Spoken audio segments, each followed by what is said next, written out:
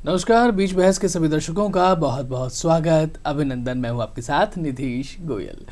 दोस्तों, जब बात आती है कि ये जन्म हमें मिला है तो क्या करना है, लोग कहते हैं कि जीवन एक यात्रा है और इस यात्रा में लगातार आप चलते चले जाइए। और जब यात्रा में चलते चले जाएंगे तो बहुत सारे हमसफ़र मिलेंगे, बहुत सारी जगहों को देखने का मौका मिलेगा।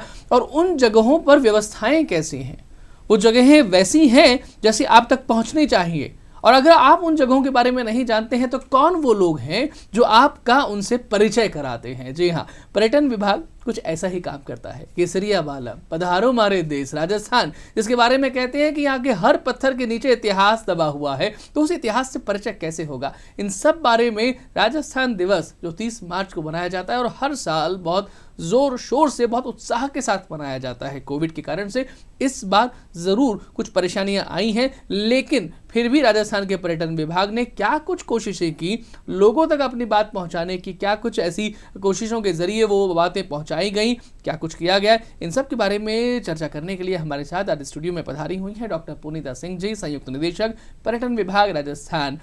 डॉक्टर पुनीता जी, आपका बहुत स्वागत, अभिनंदन। धन्यवाद।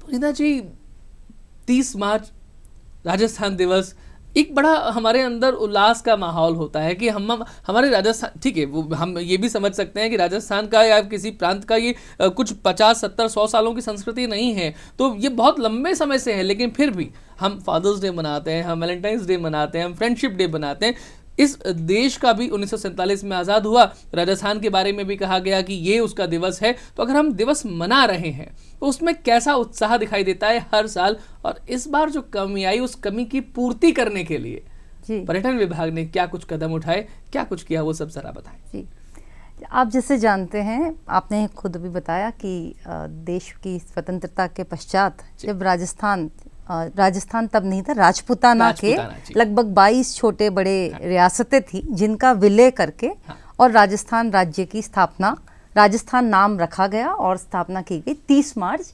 1949 को, 1949। तो इस बार हमने 72वां राजस्थान स्थापना दिवस मनाया। आपने खुद जैसे बताया, ये राजस्थान जो हमारे एक तरह से स्टेट फाउंडेशन डे या स्टेट बर्थडे है, उस ये सब राजस्थान के वासियों के लिए एक बहुत ही महत्वपूर्ण दिवस, गर्व का दिन, हर्ष उल्लास का दिन है। और पिछले लगभग 2 दशकों से इसे एक विशेष रूप से एक बड़े आयोजन मनाया जा रहा था। अनफॉर्चुनेटली कोविड, विश्वव्यापी जो कोविड त्रासदी आपदा आई, उसकी वजह से हमें पिछले साल तो बिल्कुल इसी समय लॉकडाउन लगा था और हमें सारे प्रोग्राम जो तैयारी कर रखी थी वो सब एन वक्त पे कैंसिल करने पड़े।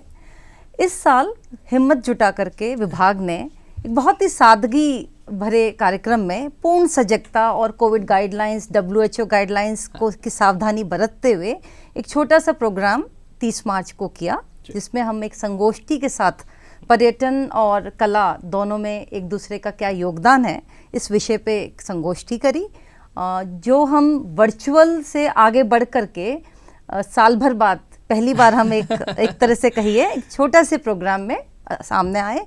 और इसी के साथ में हमने एक पेंटिंग एग्जीबिशन और एक photography exhibition art and culture department और ललित कला अकेडमी के सहयोग से, और सारे ऑफ कोर्स जो सब आर्टिस्ट हैं यहाँ के, जो हमारे फोटोग्राफर्स हैं, इतनी कला, इतने कलाकार यहाँ राजस्थान की धरती पर हैं, उन सबको जोड़ते हुए ये एग्जीबिशन जवाहर कला केंद्र में की गई। बहुत सुंदर बात है। और ऐसे हमने इसके साथ साथ कुछ चीज़ें राज्य भर में करी। जितने भी मॉन्यूमेंट्स हैं, स्मारक हैं, वहाँ पे लोक कलाकारों को हमने एक प्लेटफॉर्म 30 मार्च को परफॉर्मेंस का दिया। इसके 2 कारण थे, एक इनके ऊपर भी कोविड की वजह से काम काज की, इनके आर्थिक परेशानी, इनकी रोजगार, इनकी जो रोजी रोटी थी वो खत्म हुई, तो एक इन्हें फिर से जोड़ने के लिए, और चूंकि ये राज्य का ही दिवस है तो ये शायद आप लोगों को ध्यान होगा, माननीय मुख्यमंत्री महोदय ने बजट में कि राजस्थान दिवस को एक उत्सव के रूप में मनाया जाएगा, फरवरी में विधानसभा बजट सत्र के समय उन्होंने घोषणा भी करी इस बाबत। तो पूरे राज्य में सब लोक कलाकारों को इस दिन परफॉर्मेंस करने का मौका मिला, और जो भी कोई फिर वहाँ पर्यटक थे या अपने लोकलाइट्स थे, सब ने इसको एंजॉय किया। ठीक बात है। एक तरीके से उल्लास का माहौल जो है वो जिस भी परिस्थिति में, हम लोग वो कहते हैं ना कि हमारे यहाँ राजस्थानी में कि मजा आवे तो 5 रुपए की मूंगफली में भी आ जावे, तो जिस भी तरीके से आनंद ले सकते हैं वो आनंद लेने का उसका मादा हमारे मन में होना चाहिए और मन को दुरुस्त होना चाहिए। चाहे तन किसी भी कारण से दुरुस्त हो ना हो, लेकिन मन दुरुस्त होगा तो बहुत सारी चीजें बढ़ जाएंगी।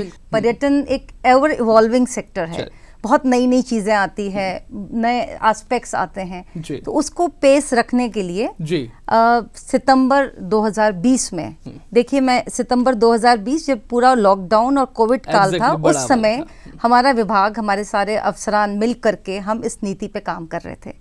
हम वर्क फ्रॉम होम में भी यही काम कर रहे थे हम, इसलिए कि जब अभी हमें मौका मिला है तो जब भी पर्यटन फिर से शुरू होगा, पर्यटक आने शुरू होंगे, तो हम कुछ ऐसी चीजें ला सकें जिससे पर्यटन और सुदृढ़ हो।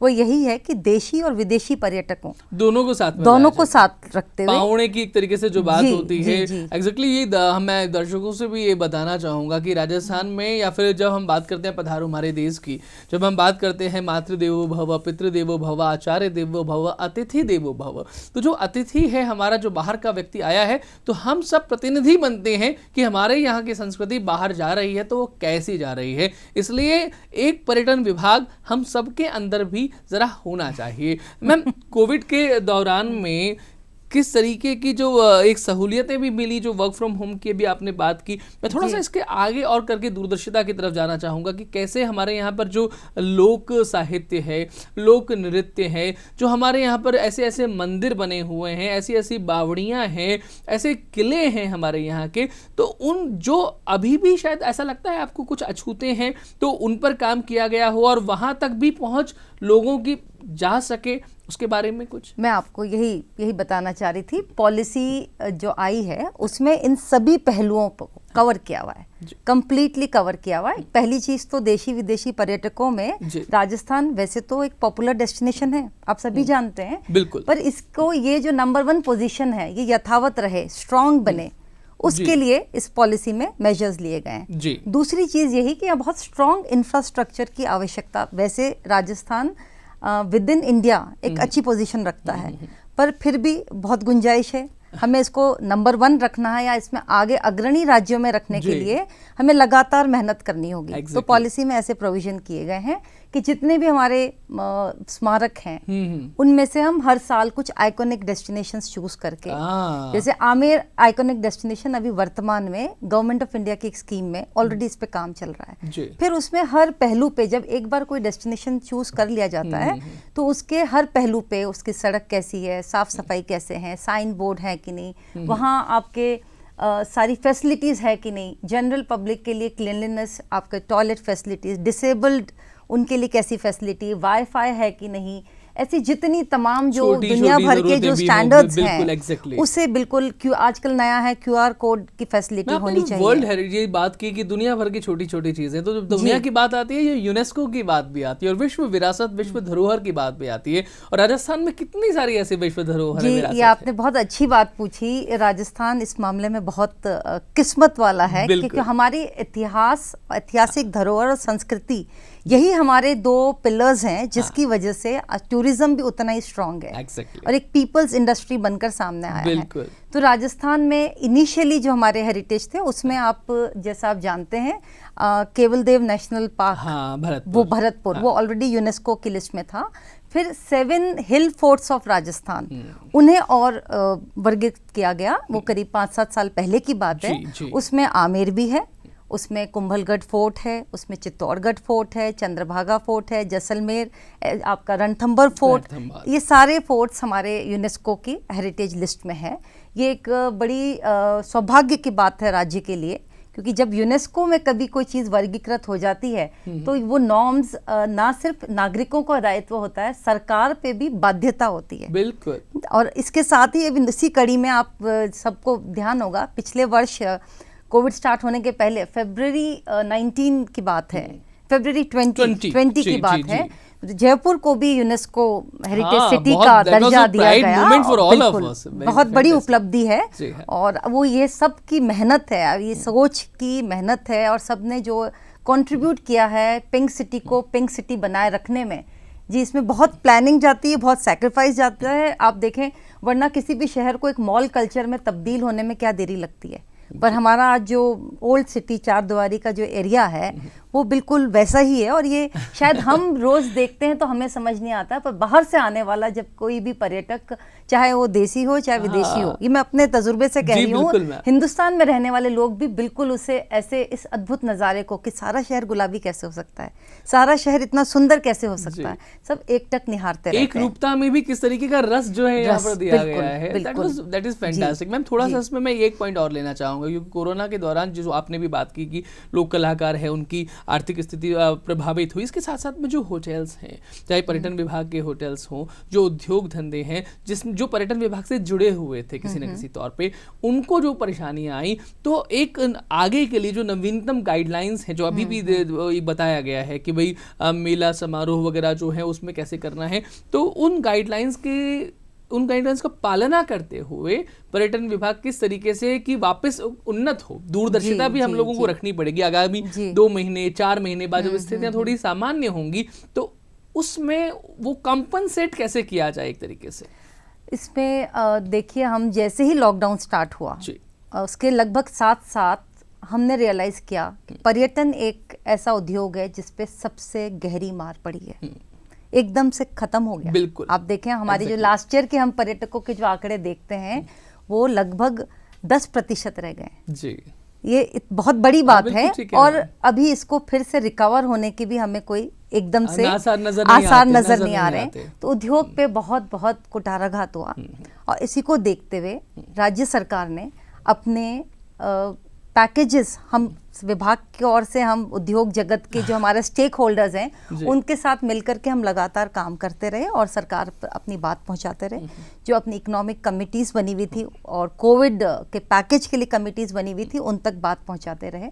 तो उसमें कुछ मेजर्स गवर्नमेंट ने बहुत अच्छे मेजर्स लिए हैं। मैम जहाँ अगर हम छोटी बात करें कि है ना, जो लोग, बिकॉज हम हिंदुस्तान में रहते हैं और बहुत सारे ऐसे लोग हैं जो बहुत शांत प्रकृति से रहना चाहते हैं ना, बहुत उनको लग्जरी नहीं चाहिए, उनको बड़ी बड़ी गाड़ियाँ 5 स्टार होटल्स में रहना नहीं चाहिए, बस उनको घर में एक शांत माहौल मिले, सुविधापूर्ण मिले और संतोषी जीवन उनको मिलता रहे तो ठीक चलेगा। ऐसे लघु कुटीर उद्योग जो हैं, स्वयं सेवी सहायता समूह जो होते हैं, उनके उन्नत होने के लिए हम लोग क्या कर सकते हैं? ये बात जो आप कह रहे हैं ये बिल्कुल, ये भी रिप से ही जुड़ी हुई है। एमएसएमई, इंडस्ट्री डिपार्टमेंट, ये सारी चीजें एक से जुड़ी हुई हैं।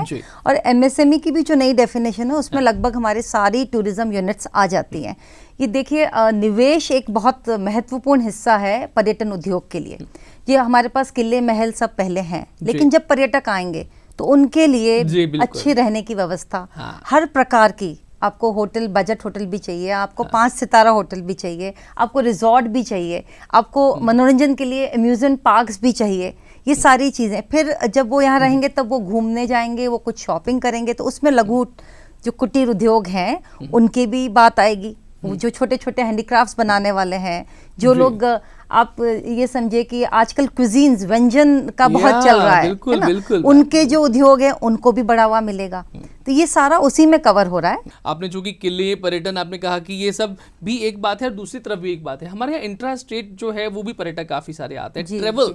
तो हमारी जो रेलगाड़ियां हैं एक तरीके से, वो रेलगाड़ियां जहाँ जो विश्व भर में प्रसिद्ध हैं, उसके साथ साथ में आजकल टूरिज्म जो है, मेडिकल टूरिज्म भी हो रहा है आजकल, टूरिज्म इवन कृषि के क्षेत्र में भी एक टूरिज्म नया पनप रहा है। तो वो जो नई संभावनाएं हैं टूरिज्म से, किलों से, महलों से, व्यंजनों से आगे निकल करके नया किस्म का टूरिज्म है, उसके ऊपर आप कौन सी दृष्टि रख रहे हैं? जी देखिए, ये पॉइंट भी हमारी टूरिज्म पॉलिसी में बहुत प्रॉपरली कवर किया गया है। आपने जो ये सब बातें बताई, चाहे ट्रेन की हो, चाहे आपका कृषि की हो, ये हम एक्सपीरियंशियल टूरिज्म में, अनुभवनात्मक टूरिज्म में लेते हैं।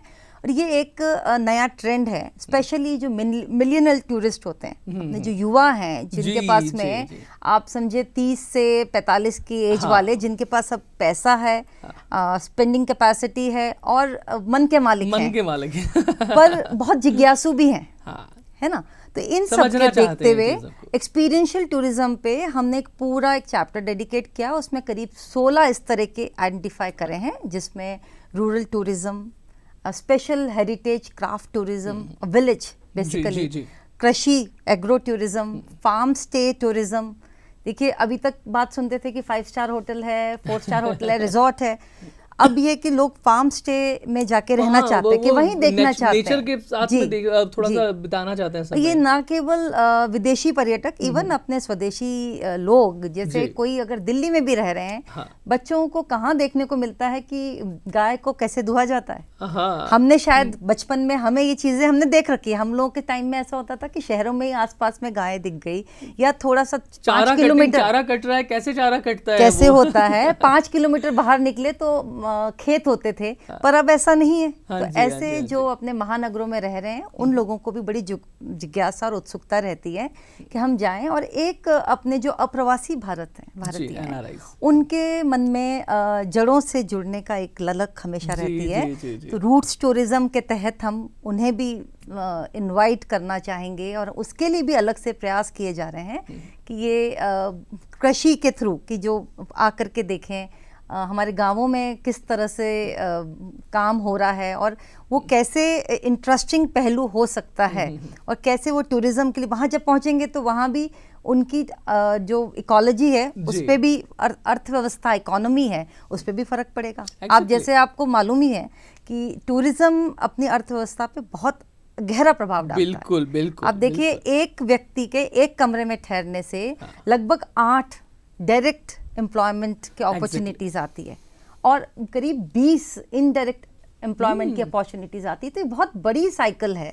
तो इसका हमें पूरा यूज लेना चाहिए। तो जब ये पर्यटक गांव में हमारी फार्म टूरिज्म को देखने पहुंचेगा या एग्री टूरिज्म को देखने पहुंचेगा, तो वहां की भी इकोलॉजी पे ऐसा ही असर आएगा। जो बच्चा बैठ करके वहां सिर्फ खेती बाड़ी कर रहा था, हो सकता है वो भी थोड़ी एस्कॉर्टिंग और गाइडिंग सीखेगा, क्योंकि उससे बोलचाल में टूरिस्ट से इंटरेक्ट करना होगा। इवन एक दूसरे के साथ में कल्चर एक एक्सचेंज जिससे प्रोग्राम कहते हैं, वो भी इस तरीके से होता है। वो भी इस तरीके से होता है। मैम, अभी शीतलाष्टमी का त्योहार गया जी, गणगौर जो है वो गणगौर पर्व की बात हुई, तीज की बात हुई। हमारे पास में कितने मेले हैं और कितने रंग हैं। राजस्थान की बात करें तो उन रंगों को स्ट्रेंथन करना, क्योंकि हम लोग कई बार देखते हैं कि त्योहार जो डेज जो है ना वो बढ़ते जा रहे हैं, और त्योहारों के लिए दिन जरा कम होते जा रहे हैं। तो समय नहीं है लोगों के पास में। ऐसा भी आता कि पहले दशहरे की 3 दिन की छुट्टियां हुआ करती थी, सरकारी आज भी हुआ करती है, लेकिन कई ऐसे स्कूल्स, कई ऐसी जगह भी मानी जाती है कि भाई रावण तो रात को चलेगा ना, तो आप दिन भर क्या करोगे, दिन में तो पढ़ाई करिए। ऐसे में उन तीज त्योहारों को, इन मेलों को स्ट्रेंथन करने के लिए कि लोग वहां तक पहुंचे, उन रंगों को समझें, उस सभ्यता संस्कृति के साथ थोड़ा और जुड़ाव महसूस करें, उसके लिए हम लोग क्या करें? आपने सही कहा। राजस्थान में इतने मेले त्योहार हैं। एक कहावत है, आप सुनी होगी, 7 वार 9 त्योहार। हाँ, बिल्कुल, ये राजस्थान राज्य ही है जहाँ ये बात चरितार्थ होती है। तो हम लोग बहुत किस्मत वाले हैं कि ऐसी कला संस्कृति, ऐसी समृद्ध परंपराएं हमें मिली है।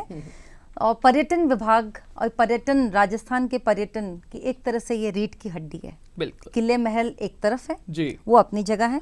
और जो हमारी जीवंत हेरिटेज है, लिविंग हेरिटेज, यही है।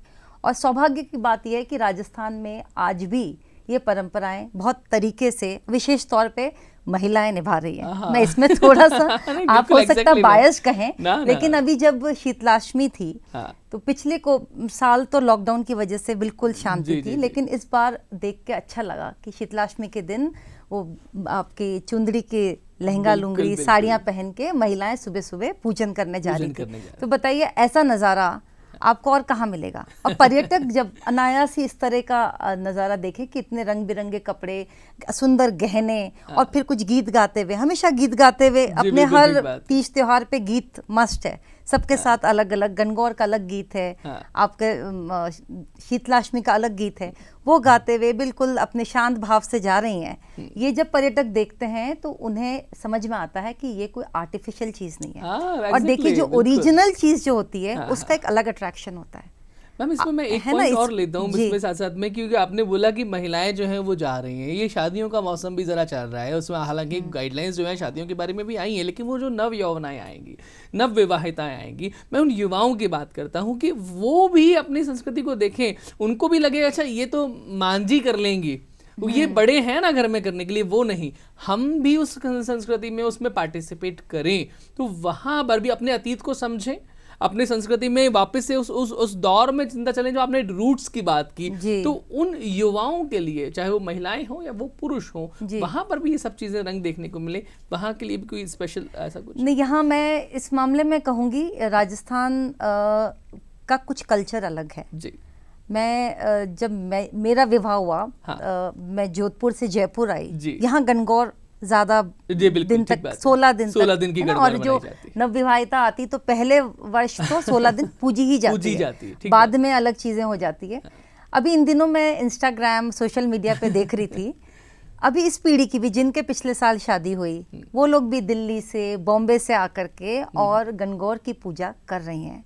हमारी संस्कृति में कुछ ऐसा है कि नवविवाहितें, और ये कल्चर में है कि हमारी दादी नानी हमें बताती है, घर में सास जेठानी बताते हैं, और ये चलता आ रहा है। अभी तक तो मुझे ऐसा नहीं लगता है कि हमें इस पे कोई विशेष प्रयास करने होंगे कि मैं अभी जिन बच्चियों की बात कर रही हूँ वो पढ़ी लिखी, खुद जॉब वाली थी, हाँ। पर अभी दिल्ली से आकर के वो इंस्टाग्राम पे डालती हैं गणगौर का डे 1 डे 2, रोज उनकी स्टोरी देखते हैं, तो एक एहसास होता है कि अच्छा है कि हम परंपराओं को ऐसे ही आगे पालन कर रहे हैं। और यही कारण है कि राजस्थान एक बिल्कुल डिफरेंट यूनिक टूरिस्ट डेस्टिनेशन है, क्योंकि हमारी इन चीजों की वजह से, क्योंकि हमारी ये आर्टिफिशियलिटी नहीं है, ये आप क्रिएट नहीं कर सकते हो, ये अपने आप से जो चलती आ रही है उसका एक अलग अट्रैक्शन होता है। आप शहरों में थोड़ा कम हो गया है, साड़ियाँ सूट सब पहनते हैं, गांव की तरफ जाइए तो वहाँ आपको सब लहंगों में मिलेंगे, आदमी सब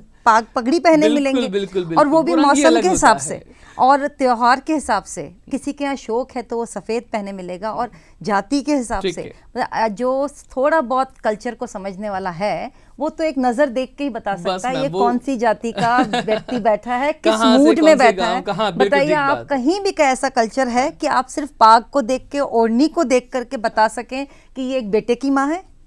ये कितनी यूनिक बात है, ये सो गुड जो आपने चीजें बताई हैं, वेरी यूनिक। एग्जैक्टली, तो ये हमारे, और अच्छी बात ये है कि अभी तक इन चीज़ों को फॉलो किया जा रहा है। हम लोग कितने भी पढ़ लिख लिए, आज जॉब कर रहे हैं, त्योहार के दिन हम भी कोशिश करते हैं कि हम भी उसी तरह का पहनावा जो हमने हमारी सास से सुना, हमारी माँ से सुना, त्योहार बड़ा, तो हमारे लिए वो त्योहारों की जो संस्कृति है इट इज काबिले तारीफ है। राजस्थान में चाहे पानी की कमी कितनी भी क्यों ना हो, लेकिन रंगों की कमी नहीं है, और वो पानी हमें अपनी संस्कृति में दिखाई देता है। उस पानी की इज्जत हम लोग करते हैं, इसीलिए इज्जतदार हैं। ये इज्जत बनी रहे, ये पर्यटन बना रहे, ये त्योहार, ये मेले, ये तीज, ये सब बने रहें, और हम बने रहें, और हमारे बने रहने के लिए इस संस्कृति का बना रहना बहुत ज़रूरी है। थोड़ा जीवंत हम भी करें अपनी तरफ से, अपनी तरफ में हर व्यक्ति अपने आप में एक पर्यटन विभाग लेकर के चले, जहां भी जाए राजस्थान को लेकर के जाए, राजस्थान की इस अक्षुण्ण संस्कृति और परंपरा को लेकर जाए। बस इतना ही इस कार्यक्रम में। आपका बहुत बहुत धन्यवाद एक बार निधा जी कार्यक्रम में पधारने के लिए, और सभी दर्शकों का बहुत बहुत आभार। नमस्ते।